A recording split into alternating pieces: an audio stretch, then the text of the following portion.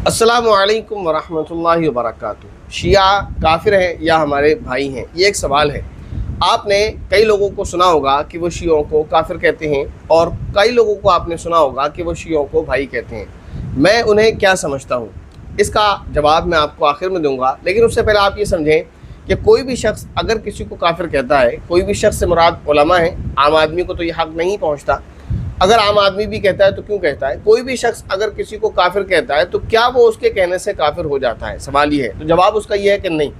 दुनिया की कोई भी ताकत, दुनिया के सारे उलमा मिलके भी किसी को काफिर बना नहीं सकते, क्योंकि काफिर कौन है और मुस्लिम कौन है, इसका फैसला अल्लाह तबारक व तआला फरमाते हैं और अल्लाह तबारक व तआला ही फरमाएंगे, क्योंकि कुरान पाक में अल्लाह तबारक व तआला ने कुछ निशानियाँ मोमिनीन की बताई हैं, कुछ काफिरों की बताई हैं। तो जो काफिर है वो पूरी दुनिया उसे चाहकर मोमिन बनाना चाहे तो नहीं बन सकती, और जो मोमिन है तो पूरी दुनिया उसको काफिर कहती रहे, वो काफिर नहीं है। अगर वो मोमिन अल्लाह की निगाह में है तो काफिर नहीं है, और अगर वो अल्लाह की निगाह में काफिर है तो हम चाहे कुछ भी उसको कहते रहें, वो मोमिन नहीं हो सकता।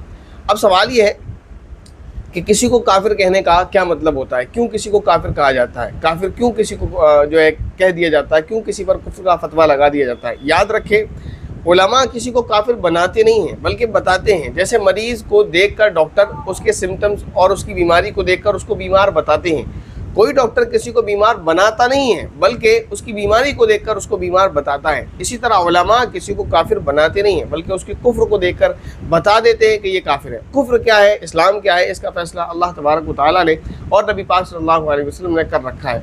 इसका नतीजा क्या होता है, क्यों कहते हैं उलमा जो किसी को बताते हैं कि इसने कुफ्र किया है, ये कुफ्री अमल है, तो वो क्या कहते हैं कि आप काफिर ही मर जाओ?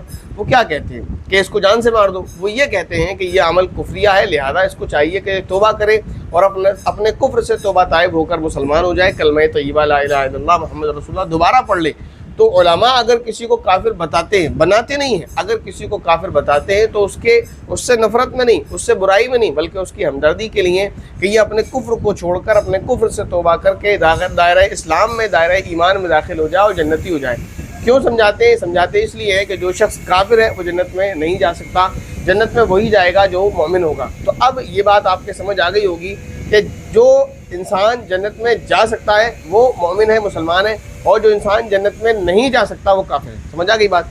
यानी अगर आप चाहे कान ऐसे पकड़ लें या ऐसे पकड़ लें, बात एक ही है। अगर आप किसी को कहते हैं कि ये काफिर है तो मतलब ये कि जन्नत में नहीं जा सकता, और अगर आप ये कहते हैं कि मोमिन है तो मतलब ये कि जन्नत में जा सकता है। जब आप किसी को कहते हैं कि ये जन्नत में जा सकता है तो मतलब ये है कि ये मोमिन है, और जब आप ये कहते हैं कि इस आदमी को जन्नत नहीं मिल सकती तो मतलब ये है कि ये काफिर है।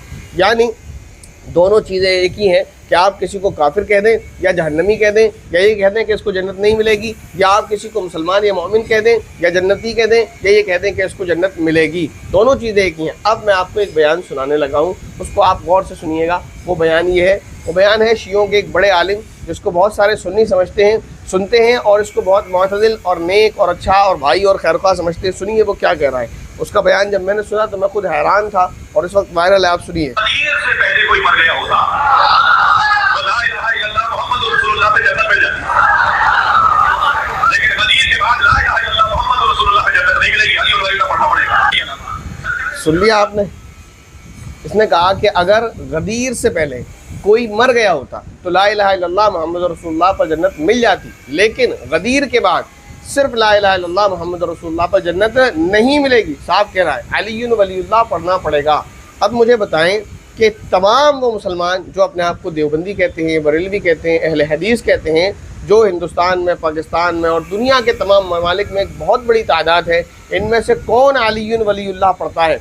इसने उन तमाम को जो अली वलीउल्लाह नहीं पढ़ते ये कह दिया कि इनको जन्नत नहीं मिलेगी, और उसका मैंने अभी आपको मतलब समझाया कि जन्नत किसको नहीं मिलेगी? जो काफिर होगा, क्योंकि जो मोमिन होगा, ये तमाम जो है उलमा का और तमाम ही मुसलमानों का ये मुत्तफ़क़ा अक़ीदा है कि जो शख्स भी मोमिन होगा वो आखिरकार जन्नत में जाएगा, चाहे वो जहन्नम में कितनी सज़ा भुगते। लेकिन ये क्या कह रहा है कि अली वलीउल्लाह जो नहीं पढ़ेगा उसको जन्नत नहीं मिलेगी, और ये अकीदा है मुसलमानों का। उलमा से पूछ ले जाकर कि जन्नत जिसको नहीं मिलेगी वो सिर्फ काफिर और मुशरिक हैं कि उनको जन्नत में दाखिला नहीं मिलेगा, वरना हर मोमिन जिसके दिल में राई के दाने के बराबर भी ईमान होगा वो जन्नत में दाखिल होगा। और उसने साफ कहा है कि गदीर खुम के बाद جس نے بھی علی ولی اللہ نہیں پڑھا ہے اس کو جنت نہیں ملے گی۔ تو سب سے پہلے تو اس نے پوری امت مسلمہ کو کافر و جہنمی قرار دیا، اور اس کے بعد یہیں تک نہیں رکتا کہ اس نے مجھے، آپ کو یا اور دوسرے مسلمانوں کو کافر قرار دیا، بلکہ اس نے کہا ہے کہ غدیر کے بعد جو واقعہ غدیر میں ہوا اس کے بعد جس نے بھی علی ولی اللہ نہیں پڑھا ہے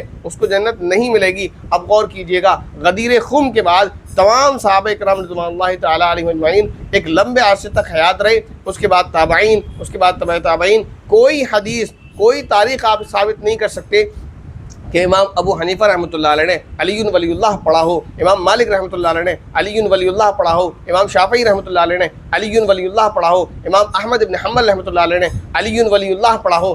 صحابہ میں سے کسی صحابی کو آپ ثابت نہیں کر سکتے کہ انہوں نے علی ولی اللہ پڑھا ہو۔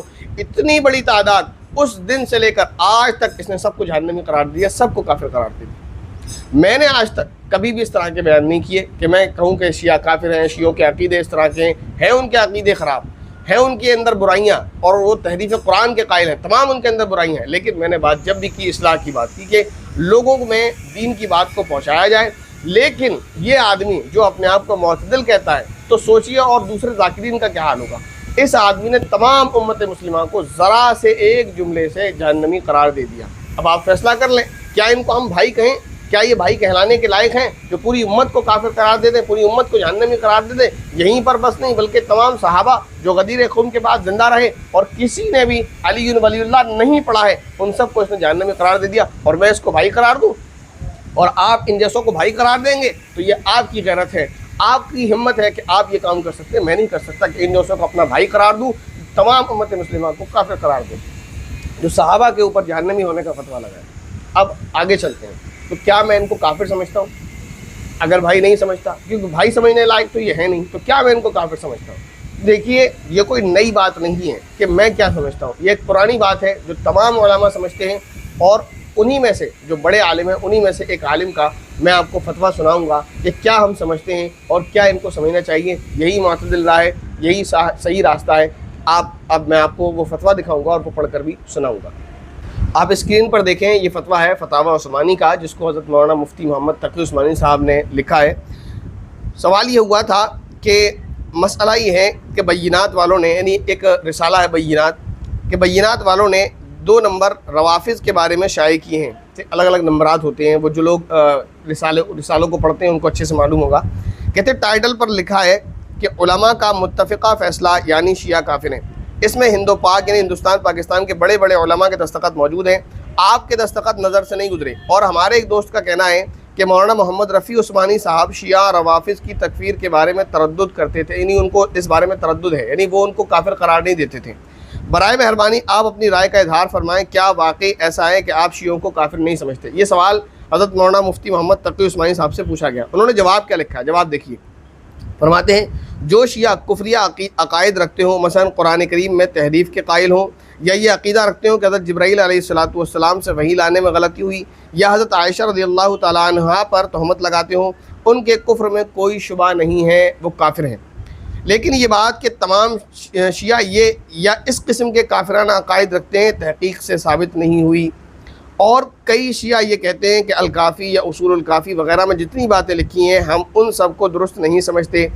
آگے بھی اس میں باتیں لکھی ہیں، خلاصہ یہ ہے، اس کا میں بیان کر دوں کہ خلاصہ یہ ہے کہ جو بھی شیعہ کفریہ عقائد رکھتا ہو، کفر بکتا ہو، اس کو ہم کافر سمجھتے ہیں، اور جو شیعہ کفریہ عقائد نہیں رکھتا، یعنی وہ صحابہ پر لعن طعن نہیں کرتا، صحابہ کو گالیاں نہیں دیتا، حضرت عائشہ رضی اللہ تعالیٰ عنہ پر تہمت نہیں لگاتا، نبی پاک صلی اللہ علیہ وسلم کے بارے میں وحی حضرت جبرائیل کے وحی لانے کے تعلق سے اس کا عقیدہ غلط نہیں ہے، اسی طرح حضرت علی رضی اللہ تعالیٰ عنہ کو وہ نبی سے یا خدا کے برابر نہیں قرار دیتا، تو اس کے اس طرح کے کفری عقائد اگر نہیں ہے تو ہم اس کو مسلمان سمجھتے ہیں، اور اگر وہ شر پسند نہیں ہے تو وہ ہمارا بھائی ہے۔ لیکن جو شخص اس جیسی باتیں کرے گا وہ ہمارا بھائی تو ہو نہیں سکتا، اور جو بھی اس طرح کے کفری عقائد رکھے گا جو بیان ہوئے ہیں وہ انسان کافر ہی ہے، چاہے وہ اپنے آپ کو شیعہ کیا سنی ہی کیوں نہ کہتا رہے، چاہے وہ اپنے آپ کو بریلوی یا دیوبندی ہی کیوں نہ کہتا رہے، اہل حدیث ہی کیوں نہ کہتا رہے۔ اگر کوئی یہ کہتا ہے کہ میں اہل حدیث ہوں لیکن وہ صحابہ کو گالی دیتا ہے، اگر کوئی یہ کہتا ہے کہ میں سنی ہوں لیکن وہ حضرت عائشہ رضی اللہ تعالیٰ عنہ پر زبان طعن دراز کرتا ہے، اگر کوئی یہ کہتا ہے کہ میں جو ہے دیوبندی ہوں لیکن وہ صحابہ کے بارے میں الٹی سیدھی باتیں کرتا ہے، تو وہ ہرگز مسلمان نہیں ہو سکتا، اپنے آپ کو کچھ بھی کہتا ہے، کافر ہے، پکا کافر ہے۔ تو یہ دیکھیں آپ ان جیسوں کو سن رہے ہیں اور ان کو سمجھ رہے ہیں کہ یہ معتدل ہیں، یہ اس طرح دھیرے دھیرے زہر پلا رہے ہیں اور آپ کی نسلوں کو بھی اس طرح برباد کر رہے ہیں۔ آپ سے درخواست ہے کہ ان لوگوں سے بچیں، ان لوگوں کو نہ سنیں، آپ پڑھیں خود سے دین کو، قرآن کو، احادیث کو، علماء کی رہنمائی میں ترجمے آپ موجود ہیں آپ کے سامنے، اس میں پڑھیں، ان لوگوں سے دور رہیں۔ اللہ تبارک و تعالیٰ سے دعا ہے کہ اللہ تبارک و تعالیٰ ہماری ان جیسے لوگوں سے حفاظت فرمائے۔ آمین۔ السلام علیکم ورحمۃ اللہ وبرکاتہ۔